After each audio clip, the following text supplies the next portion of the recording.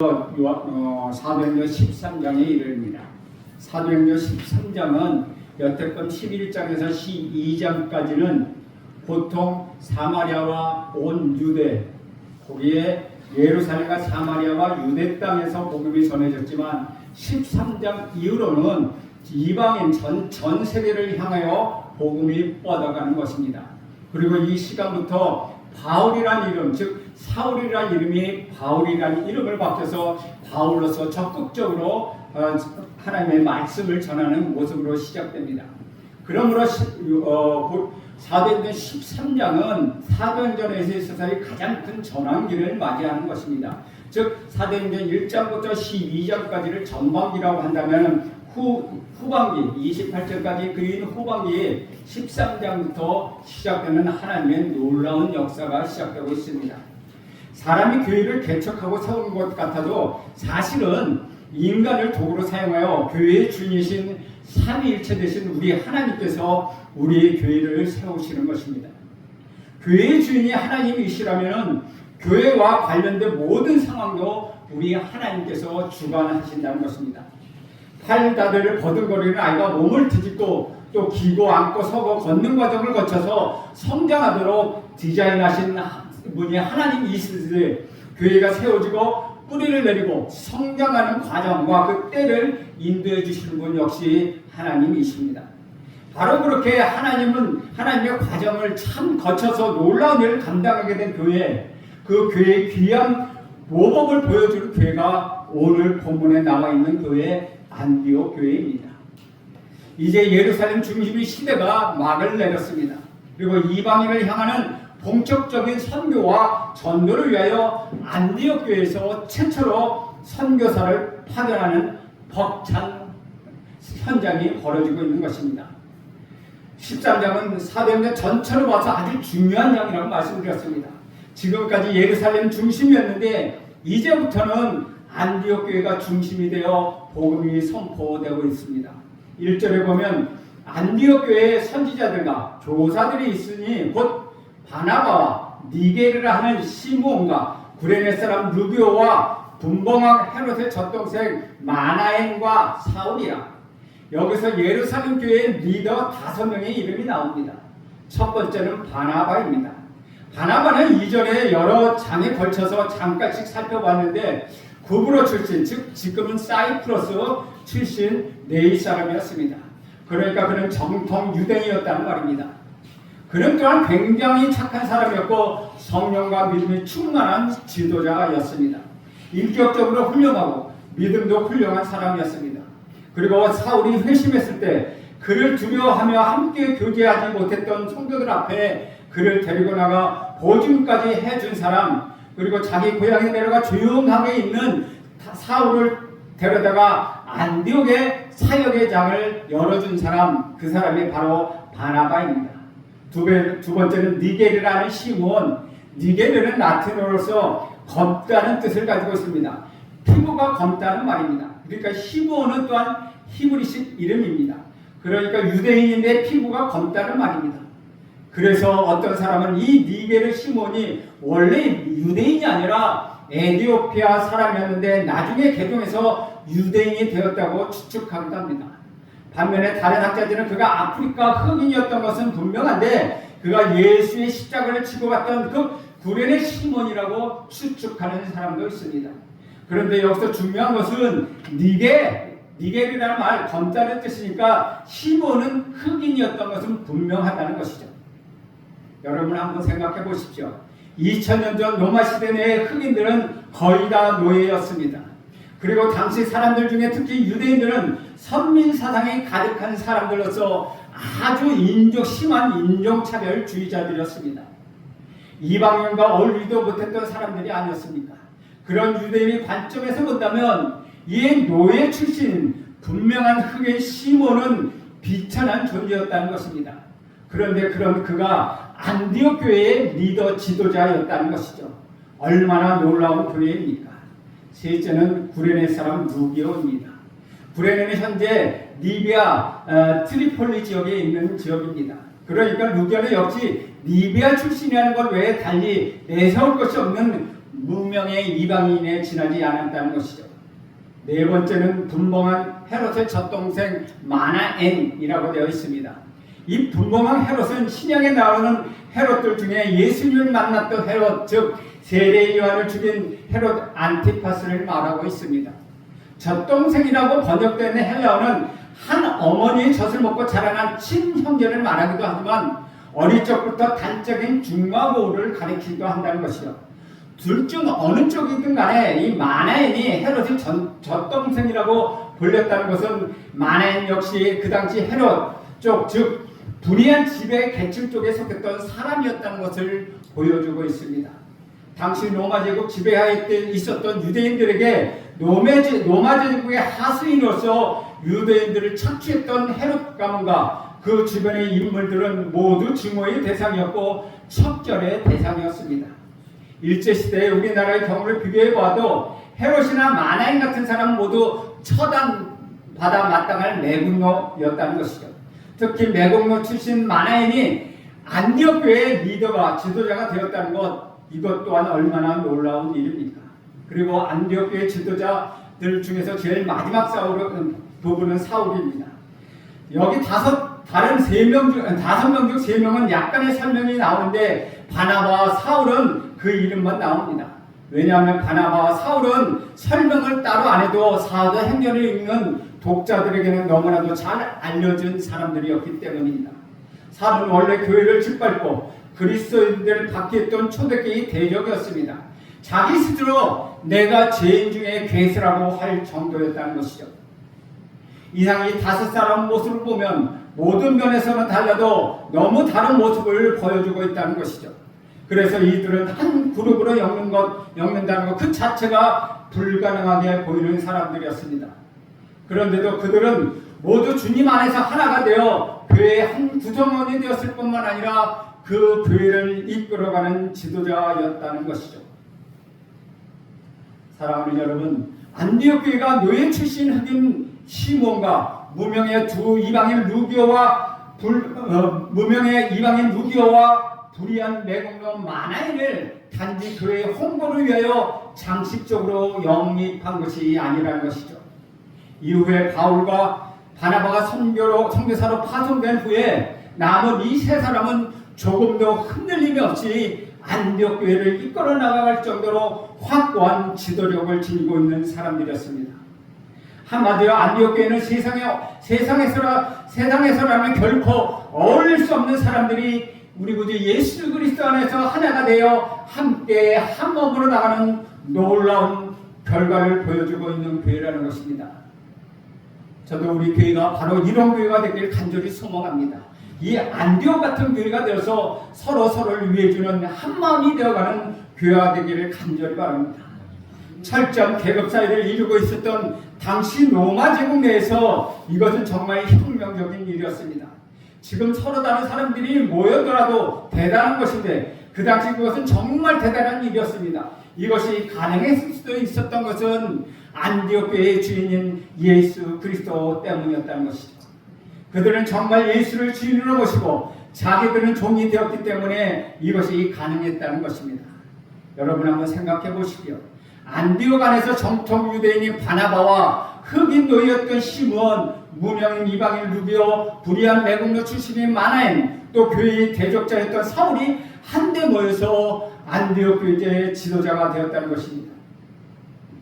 그들은 살아온 사회적 배경이 다릅니다. 생각도 달랐습니다. 그들의 삶의 방식도 달랐고 지적 수준도 달랐다는 것입니다. 그렇다면 그들 간의 문화적, 사회적, 교육적, 사상적 차이로 인하여 얼마나 갈등이 많았겠습니까? 서로 답답한 일도 얼마나 많이 발생했겠습니까? 그러나 그들 안에서 그 모든 점을 극복하고 하나가 된 교회를 이루어갔습니다. 그들 모두 자신들에게 차별이 없는 구원을 베풀어 주신 우리 주님을 모시는 진짜 그리스도인들이었기 때문이라는 것이죠. 주와 그와 같이 한 마음을 이룬 교회를 이룬 안디옥 교회를 그들이 하나가 되게 해달라고 기도하셨던 우리 주님께서 세계 복음화를 전하는 도구로 쓰인 것 너무나도 당연한 일이 아니겠습니까? 이제 성령님이 그 교회 최초의 선교사를 파송합니다.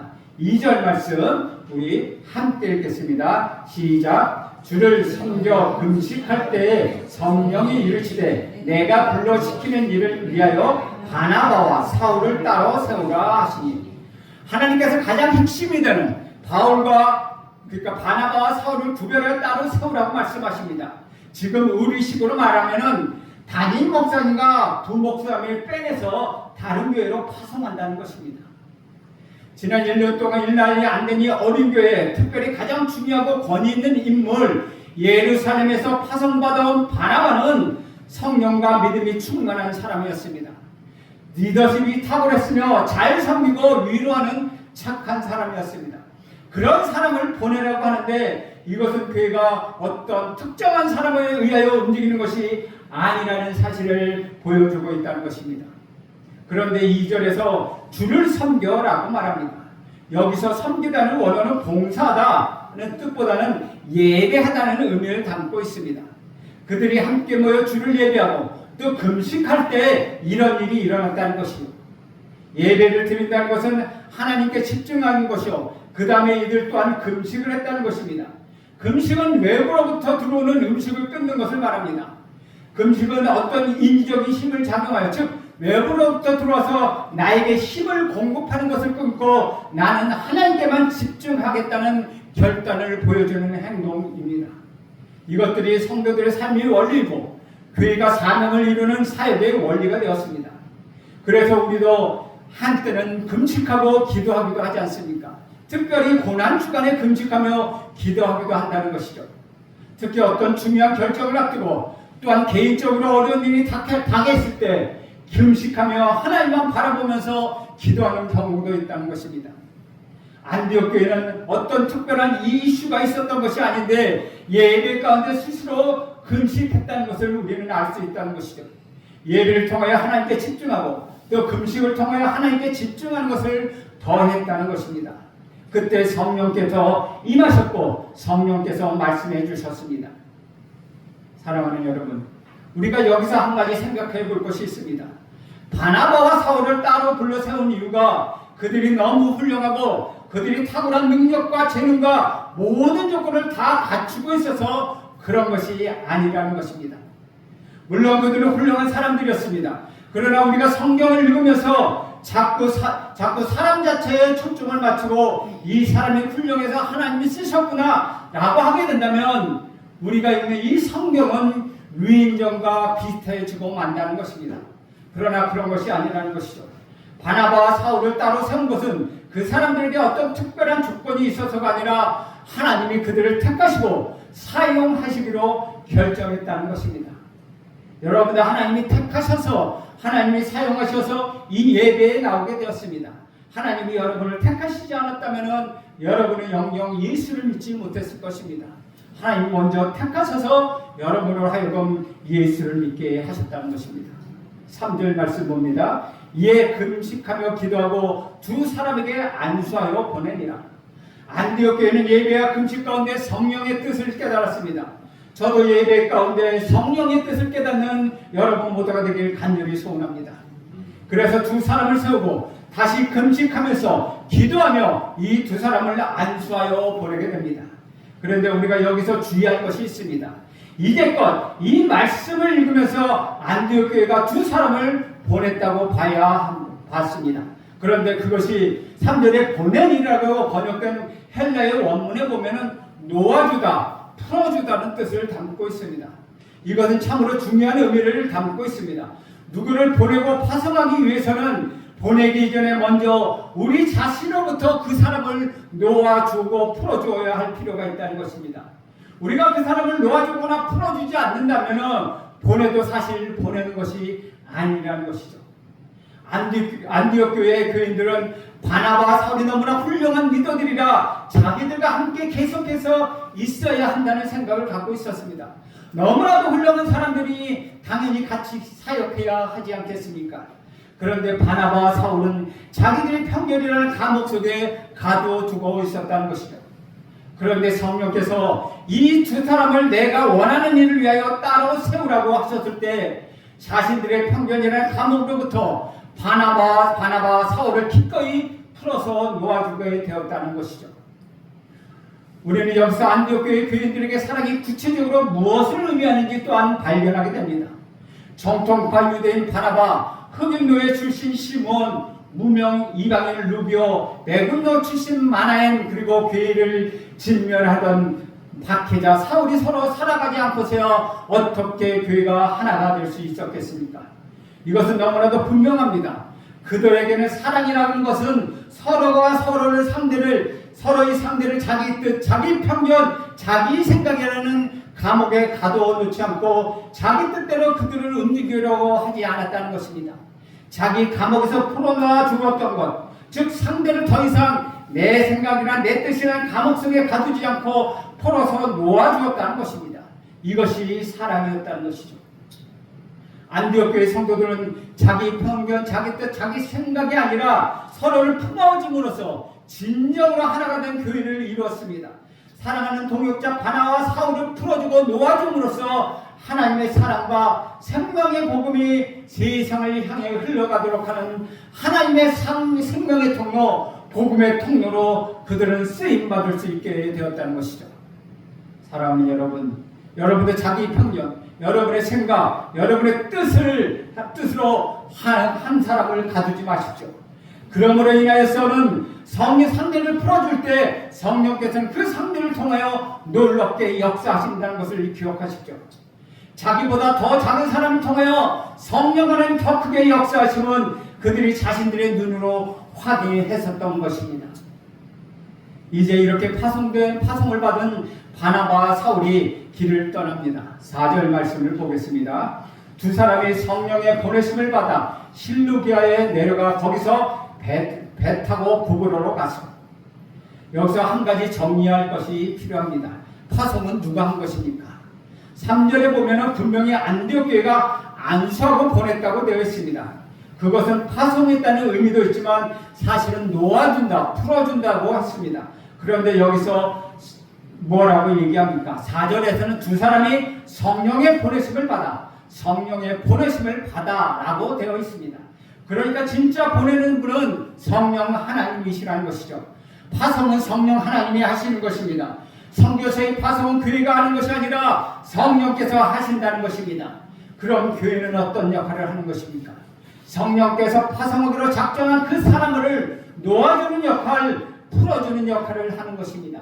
이것이 성령과 교회의 중요한 협력 관계라고 할 수 있습니다.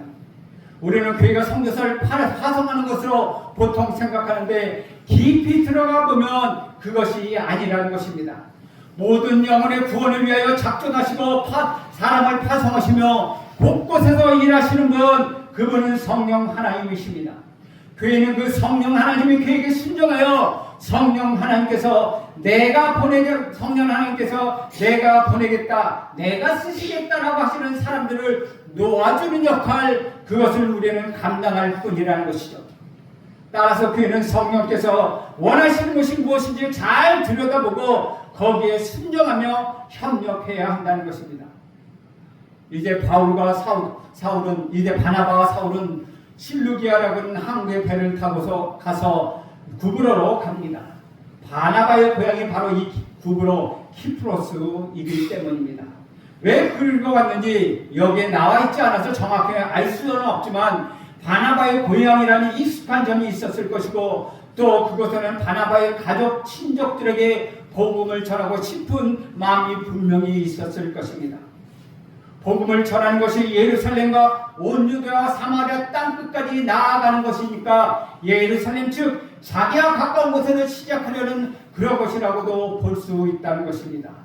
5절 말씀 보겠습니다. 살라미에 이르러 하나님의 말씀을 유대인의 회당에서 전할새 요한을 수행원으로 두었다. 두 사람은 구브로 동쪽에 있는 살라미에 도착해서 유대인의 회당으로 먼저 들어가 복음을 전하기 시작합니다. 헬라인이나 이방인들을 먼저 찾아간 것이 아니라 아직도 무지한 가운데 영적 눈이 띄어지지 않고 영적 눈이 열리지 못해서 복음을 알지 못하고 생명의 예수를 알지 못했던 고향 사람들, 특히 유대인들의 회당에 들어가서 그들은 복음을 증언했다는 것이죠. 이때 요한도 함께 갔다고 합니다. 그러나 이 요한은 요한복음을 기록한 요한이 아닙니다. 그는 앞으로 볼 12장, 지난번에 12장 25절에 나오는 마가라 하는 요한입니다. 그러니까 마가는 헬라식 이름이고 요한은 히브리식 이름입니다. 예수님께서 제자들과 최후의 만찬에 했었던 마가의 다락방이라고 불렸던 것, 사실은 마가의 어머니 마리아의 소유주이었지만은 그 마가의 다락방이라고 불렸던 것, 오순절에 120명이 기도하고 성령을 받은 그것, 그리고 베드로가 잡혔을 때 간절히 기도했던 그것을 소유한 마리아의 아들 마가가 바로 요한이라는 것이죠. 즉 마가복음을 작성한 요한을 이야기하고 있습니다. 그가 이때 동행했다는 것입니다. 왜냐하면 마가는 바나바의 조카이기 때문입니다. 바나바와 사울은 이 구브로의 사람이라는 동쪽 항구로부터 복음을 전하기 시작했습니다. 이 섬은 서쪽으로 가로지르며 복음을 전하다가 한 곳에 도착합니다. 우리 6절을 보겠습니다. 함께 봅니다. 시작. 온 섬 가운데로 지나서 바보에 이르러 바 예수라는 유대인 거짓 선지자인 마술사를 만나니, 성경 퀴즈에서 가끔 등장하는 지명이 바보입니다. 저는 하필이면 왜 바보라고 번역했을까 그런 생각이 합니다. 영어로는 페이포스루인데 헬라어 원어로는 파포스루입니다. 그러니까 파포라고 번역하는 것이 맞는데 굳이 왜 바보라고 번역했을까요? 라는 생각이 듭니다. 그런데 이 바보가 매우 중요하다는 것이죠. 바보에는 구바보가 있고 신바보가 있는 것처럼 이야기하고 있습니다. 하멜에도 하멜읍도 옛날에 구하멜이 있고 신하멜이 있는 것처럼 바보에도 구바보가 있고 신바보가 있습니다. 내륙 쪽은 구바보이고 바다 쪽에 새로 개척된 부분이 신바보입니다. 그런데 이 구브로 섬은 비너스 여신에게 봉헌된 섬이었습니다. 그래서 바보에는 비너스 섬이 참으로 많이 있었습니다. 바보의 사람들이 신당을 만들어 놓고 이 섬을 비너스 여신에게 봉헌했다는 것입니다. 그래서 우리 말대로 이름 그대로 그들은 영적 바보였다는 것이죠. 역사책을 보면 로마 제국의 신하에게 온갖 못된 짓을 다 할 수 있는 유일하고도 자유로운 곳, 그것이 바로 이곳 바보였다는 것이죠. 아주 더럽고 추잡스러운 일이 다 벌어지는 것, 그것이 이 바보였다는 것입니다. 지금도 그런 것이 많지만 당시에도 더러운 문화가 참으로 많았습니다. 그런데 그 본고지가 바로 이 바보였다는 것입니다. 그래서 당시의 사람들의 이름은 파피안이라고 부르는데, 그것은 바보 사람들, 다시 말하면 사창가 사람들, 더러운 동네에 사는 사람들이라는 뜻을 담고 있다는 것이죠. 그래서 파피안이라는 말은 아주 그 사람들을 낮추어 부르는 말들입니다. 바로 그런 곳에 바나바와 사울이 도착했고, 그것에서 거짓 선지자 박수무당에 해당하는 마술사 한 사람을 만나게 되는데, 그는 유대인입니다. 유대인으로서 여기에 와서 마술사 노릇하고 있었습니다. 그런데 이 사람은 그 섬의 총독 옆에 찰싹 달라붙어 살고 있었다는 것이죠. 7절에 보면 이렇게 기록합니다. 그가 총독 서기오 바울과 함께 있으니 서기오 바울은 지혜 있는 사람이라 바나바와 사울을 불러 하나님의 말씀을 듣고자 하더라. 로마 시대의 고급 관리들은 모두 다 박수무당을 하나씩 끼고 있었습니다. 영적으로 얼마나 더럽고 혼탁해 했는지 보여주고 있는 것입니다. 이 섬에도 총독 서기오 바울이라는 사람은 비록 로마의 원로회의에 의하여 파견된 사람이었지만, 이 더러운 곳에 와서 권력을 주고 살아가면서 마음속에 뭔가 영적 갈급함이 있었던 것 같습니다. 그러니까 악한 영적으로 붙어있는 바 예수라는 유대인 거짓 선자를 데리고 있었다는 것이죠. 그런데 그 갈급함이 채워지지 않았다는 것입니다. 서기오 바울 총독에게 바로 그런 깊은 영적 갈망이 있었습니다. 채워지지 않은 갈급함이 있었다는 것이죠. 그러다가 소문을 듣습니다. 낯선 두 사람이 대륙에서 섬으로 왔는데 그 사람이 전하는 말은 무언가 다르다. 무언가 신령하고 무언가 생명력 있고 사랑이 회복되고 우리가 번쩍 정신이 드는 일이 일어났더라. 그런 소문을 듣고 바나바와 사울을 초청합니다. 그리고 하나님의 말씀을 듣고자 합니다. 그때 어떻게 됩니까?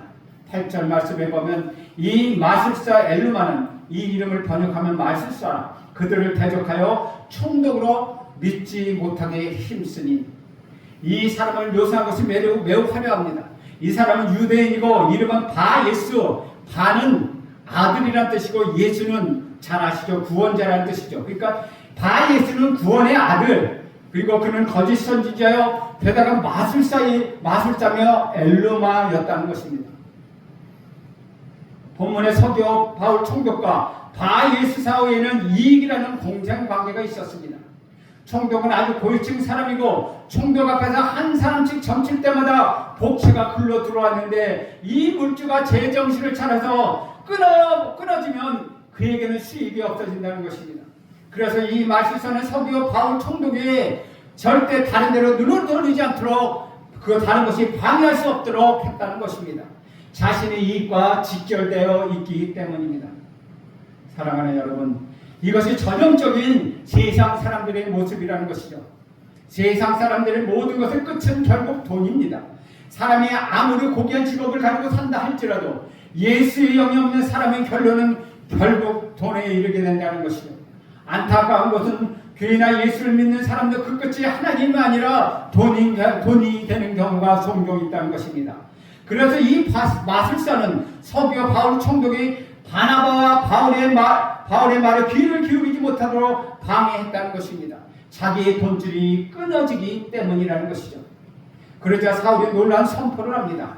9절 10절 말씀입니다. 바울이라고 하는 사울이 성령이 충만하여 그를 주목하고 이르되 모든 거짓과 악행이 가득한 자여 마귀의 자식이여 모든 의의 원수여 주의 바른 길을 굳게 하기를 그치지 아니하겠느냐. 사도행전이 바로 이 순간부터 사울의 이름이 바울로 바뀌기 시작합니다. 사울이 어떤 분은 사울이라는 이름은 큰 자이고 바울이라는 이름은 작은 자라고 하는데 그런 것이 아닙니다. 사울이라는 이름은 히브리식 이름이고 바울이라는 이름은 헬라식 이름입니다.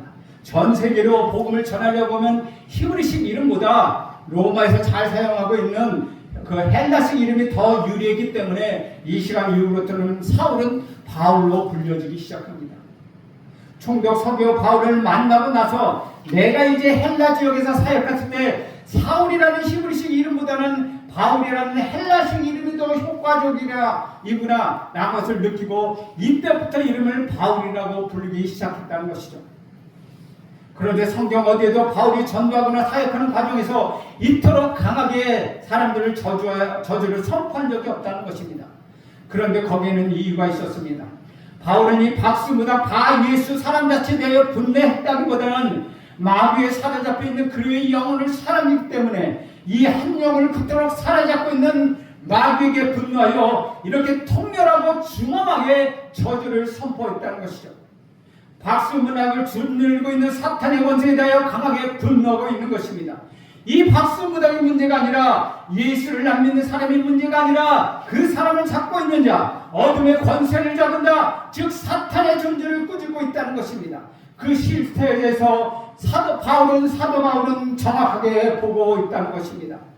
바울은 성령의 보내심을 받아 성령의 충만함으로 그곳에 갔습니다. 그가 하는 모든 일은 성령께서 하시는 일이었습니다. 성령께서 바울로 하여금 어둠의 권세를 짓누르고 있는 이 한 영을 보게 하셨습니다. 그냥 분노하고 끝낼 수 있었는데 사탄에게 사로잡혀 있는 그 불쌍한 영혼이 바울의 눈에 보였다는 것입니다. 그 영혼은 불쌍히 여기는 마음이 주님의 마음인데 그 마음이 악한 세력에 대한 분노로 나타나서 사탄을 통하여 통렬히 꾸짖고 있다는 것입니다. 그때 여러분 어떤 일이 일어났습니까? 11절 12절 함께 있습니다. 시작. 보라 이제 주의 손이 내 위에 있어진 즉시 안개와 어둠이 그를 덮어 인도할 사람을 두루 보아니라. 이에 총독이 그렇게 된 것을 보고 믿으며 주의 가르치심을 놀랍게 여깁니다. 사랑하는 여러분, 우리 일상생활은 매우 편안한 삶이 아닙니다. 여러분 편안하게 지금 살고 계십니까? 사실 우리 매일매일이 삶은 영적 전쟁터라는 것이죠. 우리 구주 예수 그리스도가 십자가에 죽는 그 순간 7가지 말씀을 하셨는데 그 중에 하나가 다 이루었다입니다. 어둠의 권세와 이 싸움에서 완전히 승리하셨다는 것입니다. 이니 우리 구주 예수 그리스도의 사망과 권세의 능력 깨뜨리고 우리 죄값을 위하여 십자가에 못 박으시면서 다 이루셨다고 말씀하십니다. 사도 바울도 나중에 예배서를 쓰면서 6장에서 우리 싸움은 결코 혈과 육에 가는 것이 아니요 마귀 간과 재생의 권세 잡은 자들에 가는 것, 즉 사탄 마귀에 당한 것이라고 말하고 있습니다. 그래서 주님의 이름으로 악한 영들을 꾸짖으며 그 악한 영이 나갈 때 놀랍게도 성교 바울이 그것을 보고 믿게 되었다는 것입니다. 그 전으로 인하여 그 성교 바울은 성교 바울은 믿음을 갖게 되었고, 마술사의 엘르마라고 하는 바리우스는 바울의 저주대로 눈이 멀어서 보지 못했다는 것입니다.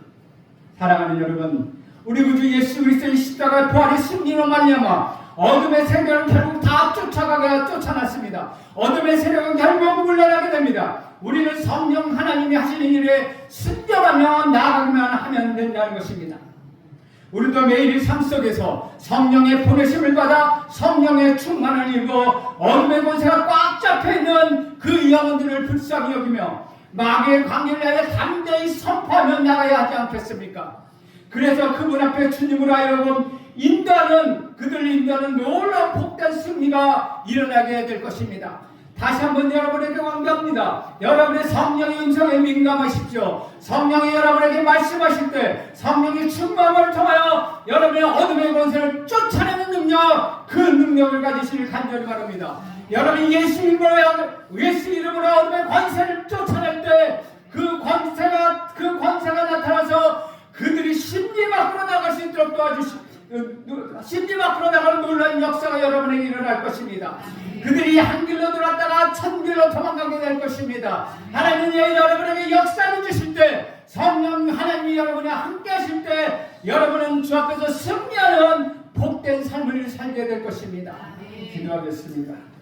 하나님 아버지, 오늘도 우리 구주 예수 그리스도가 두 사람을 하나님여 안수하여 보낼 때 성령이 충만함을 받아 그들을 보내게 되었습니다. 그들을 보내신 것은 성령 하나님이시니 하나님이 그들을 인도하심을 다시 봅니다. 서교 바울에게 달라붙었던 엘르바를 물리치던 것은 성령 하나님, 성령의 충만하심을 다시 보게 되었으니 주여 우리도 성령 충만하게 하여 주시옵소서. 성령의 능력을 우리를 감싸 주시옵소서. 성령의 능력을 체험하며 살면 우리 모두가 되게 하여 주옵소서. 예수님의 이름으로 기도합니다. 아멘.